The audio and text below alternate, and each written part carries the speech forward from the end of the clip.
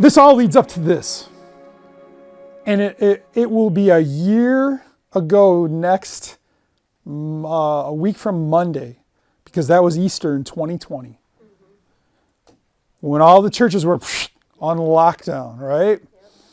And a week before the churches went on lockdown, I felt like the Lord was saying to put a cross, to build a wooden cross and put it in my front yard. I had no idea why. Just like, okay, I'm going to do it. And I just did it. Well, it was a few days after that I'm flipping through Facebook. Y'all, most of y'all do here. Well, okay. So I'm going through Facebook and I see this young girl out in her driveway and she's singing a secular song. And I was like, wait a minute. If she can do that, then I can preach the gospel in my driveway. That's right. So I called up my friend Danny. I said, hey bro, can we bring your sound system over? Can you play guitar? My wife sings really amazing. If you haven't heard her, she's real reluctant about it. I'm like, come on, baby, you got to get up there. You got to use that gift. Come on. So encourage her in that. And then my son plays keyboards. So we invited the whole neighborhood on Easter to come to our house, to come to our driveway. And we had the sound system set up. You could hear it throughout the whole neighborhood. And I really didn't know, again, you just got to step out when the Lord tells. I'm at the point now when God tells me to do something, I don't care how crazy it is. I'm just not going to think about it. I'm just going to do it because it's always good. I don't even plan for most stuff. But the Lord is with you as you step out in that. So as we did this, it was wild. You know, our neighbors are coming out and they're like taking selfies in front of this cross that's in my front yard. I'm like, can't make this up. So we get done and we do that, you know, preach and gospel goes forward. And then the craziest thing happens. This young girl who had come out from about 20 minutes away, she says, hey, can you come to our driveway next weekend and do a service in our driveway? I was like, yeah, sure, we'll do that. Like, that was not my plan. But the Lord knew, again, one step of obedience, having no idea what the next one is. It's like with this Mission, Illinois, we're calling it. I know we're started in Cairo. I don't know where it's going to go. But when she asked me to do that, I said yes to that. That became a series of yeses that for the next couple months, every weekend, we're in another neighborhood in another driveway. And it was awesome. Like after that, I'm like, I don't even want to go back in the building. I have no desire to go back. I am free now. Like, let's do this, man. And it was just amazing. But I had no idea that this was all leading up to this. Yeah. That God was sending us out to take the gospel to these little towns that I don't even know of, that I've never even been to before. And he began to put that on my wife's heart, just like she said, it was back in December. And we felt like the Lord was like, start in the south and work up your way north. I don't know what it all means. But again, it's stepping out and just saying, okay, God, I'll trust you for this. And it's crazy because as we just said yes, I didn't know what town we're supposed to start in. I just felt like the southern tip. So we were driving in the car and just, you know, scrolling through. What's the southern tip of Illinois? Well, it's Cairo. I would pronounce it Cairo. Same idea, though. They call it Little Egypt. And I'm thinking, how prophetic is that? That's where we're supposed to start. I don't know anything about Little Egypt. I begin to research it. And I'm like, oh my gosh, there's crazy history here. History of lynchings and racism and mafia. History of one time a booming town, and now it is like a ghost town. Matter of fact, there's an article on the internet. It's not a Christian article, but it says, it's talking about revival in Cairo. But it's like from a standpoint of, you know, social and that kind of thing. But then I run into people that God starts bringing into my life that have prophetic words about Cairo. And I'm like, what? Like, this is on everybody's radar. It was not on my radar. But the Lord put it on the radar. So I'm like, okay. And it's crazy how it's leading to this. And then the Lord confirms it almost daily.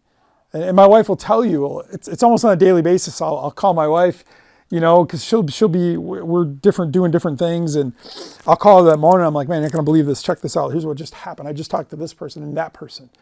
And I'll give you guys a really beautiful example. A couple weeks ago, we actually got to go visit Cairo. I had been connected through various crazy connections, and a pastor on Facebook contacted me. Well, I contacted him, and he's just outside of Cairo, and I was given his phone number.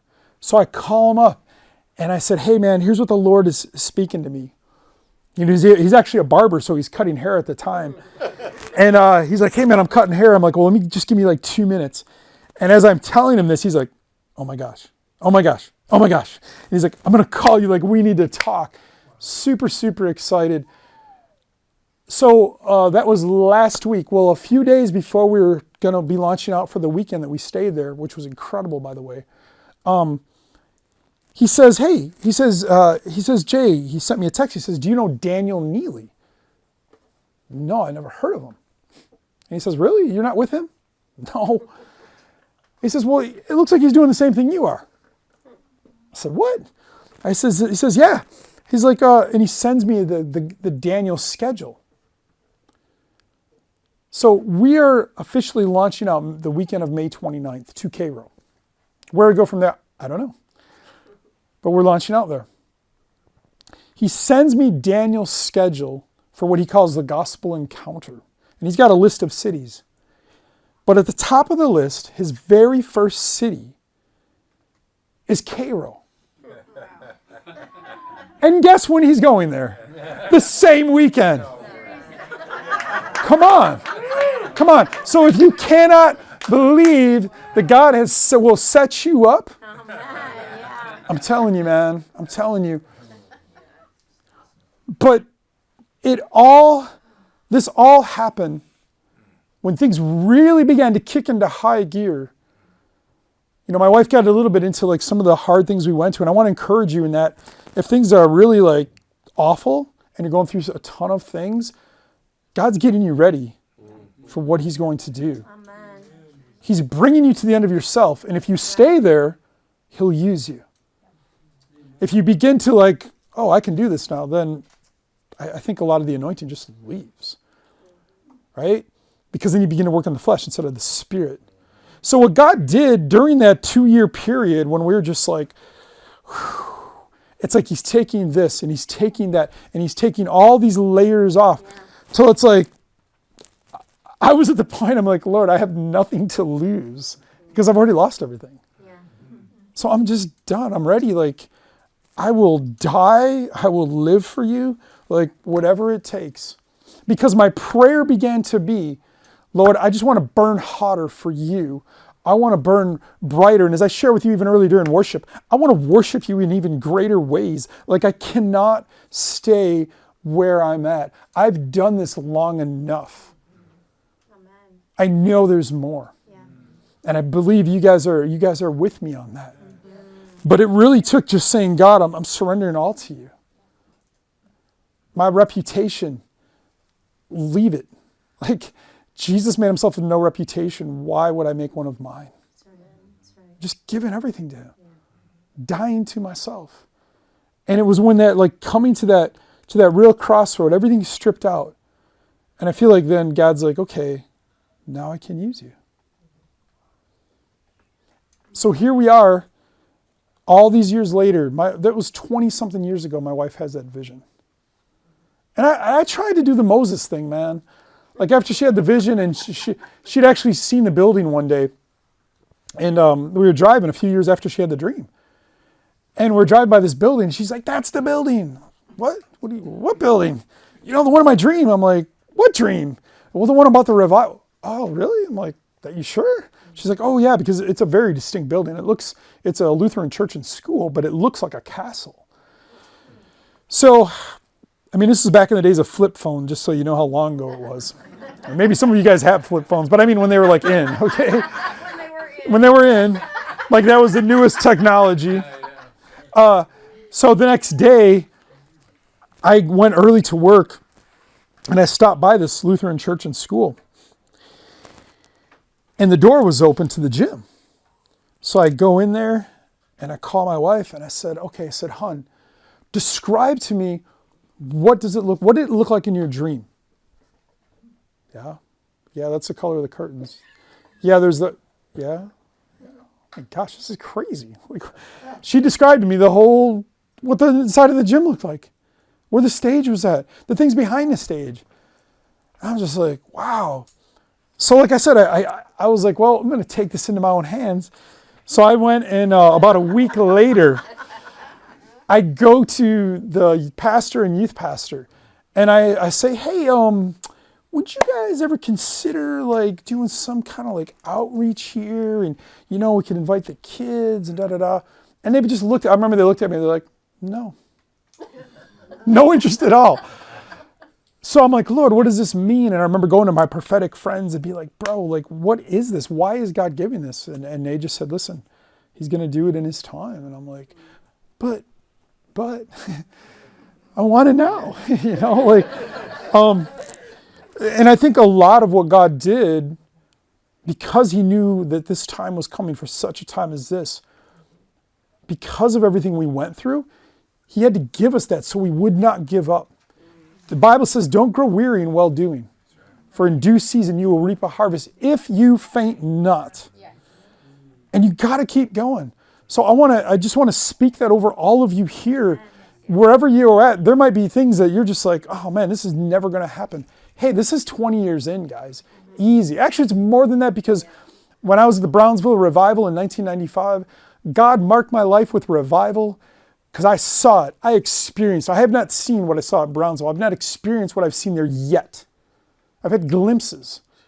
But man, that was like a marking on my life. And the 1 week that I spent there, I got saved every night. And I was like living for Jesus like the whole time. But that was the influence. And I'm like, Lord, would you do it again? Would you bring the fear of God that was in that place? I've not experienced it since then. It was crazy, guys. I went in there as a skeptic, and I walked through the threshold of that little church. And as I walked through the threshold, service isn't even going. They're just kind of rehearsing. And I walked through there, and I'm like, whoa. And there was just like, you just had to like lift your hands, because the Lord was in that place. It was so powerful. And I was like, Lord, I know what revival is. I want to see that again. Yes. Can you do that again? But the Lord's like, in my time, and I got to get you ready to handle all this. And my wife said, if he showed us everything at once, probably wouldn't be able to handle it all. Right? But let's take what he's giving us and just say, Lord, I am fully all in. And so much of what hinders us, and I pray, this is my prayer all the time, for myself too. God, would you break off the fear of man? Will you break it off? Man, I've seen so many moves of God from the fear of man, what they thought, and trying to please man.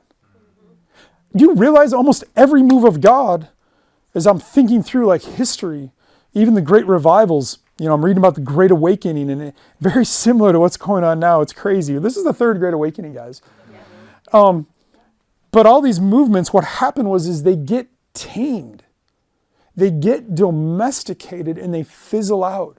For example, if you think of the Salvation Army, you do not think of radical, crazy Jesus people going into the streets, making music, cymbals and drums, and preaching the gospel, and people are throwing bricks and rocks at them.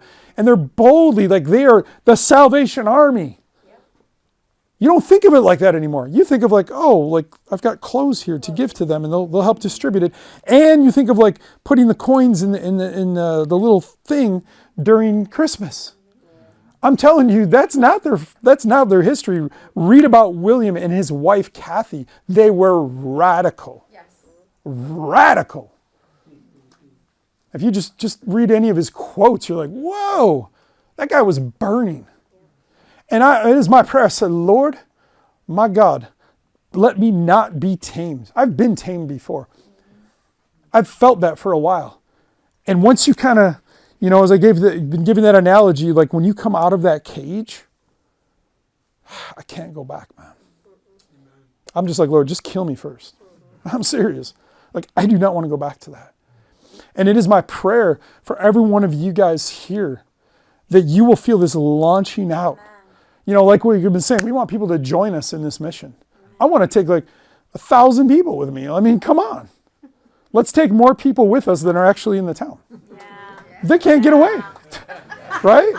Like, seriously, this is like the National Guard. Everybody coming along.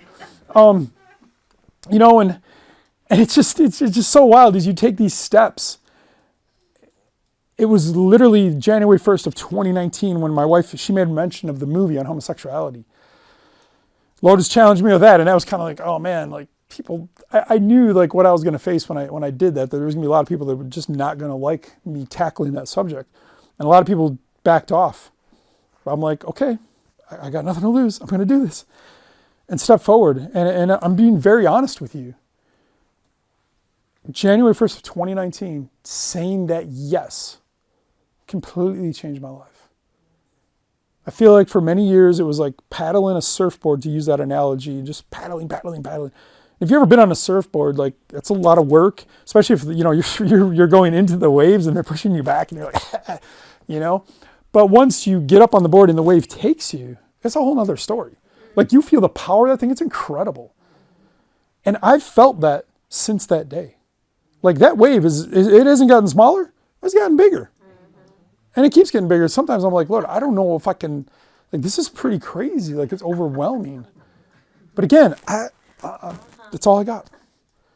People, you know, they want us to help them with different things. Like they want counsel. And I'm like, listen, man, I can give you Jesus. If that doesn't work, I don't have anything else, man. But that's all I can give you. If you're hungry, I can help you. If you're not really hungry for Jesus, I'll love you. I bless you. But I probably ain't gonna be much good to you. But if you want Jesus, man, I'll do whatever I can. I'll put the hours in, man. Listen to what it says. You know, in Matthew 28, the Great Commission, he talks about making disciples. Doesn't say converts. Now, in a sense it starts there, but in a sense it doesn't. Because if you look at Jesus in his life, he spent time with these guys. He called them unto himself. So that to me speaks of community and spending time and laying down our lives for people. That's what Jesus people do. You're laying down your life for the people around you, the people that don't even know him yet. You're willing to take time and to pour into them, your neighbors, your family. Willing to pour yourself out into them with no guarantee that there'll ever be a return, except the Lord says that your labor is not in vain. And you hold on to that. And you plant those seeds and you invest into people. And as we've been seeing that, you know, even recently, there's so many, like, I began to pray for hungry people because I did a lot of babysitting over the years as a youth pastor. And I was just like, I'm done. Like, you want to burn for Jesus? Come on over. You don't? Sorry. I'm just sorry, man. But God has been sending us, and that was my prayer. I said, God, send me hungry people. Send me people to say yes to you. And he's doing it. He's doing it. And I promise you, if you say, man, I will speak, I will share with that person, I will take that opportunity, God will send you people. Sometimes you'll miss it. I miss it a lot. And I regret it when I do that. Not under condemnation or anything, but just like, oh. But you will never regret. Never. 35 years sharing Jesus, I've never been like, oh man, I shouldn't have done that. Why did I share the gospel? It was so stupid. Like, what was wrong with me? Oh my God, never. So think about that. And one more thing I just want to, in regards to evangelism, I want to we need to burn this in our head. We need to remind ourselves of, and it's true. People in general are more willing to listen to you share Jesus than you are willing to share him. It's just what I've experienced.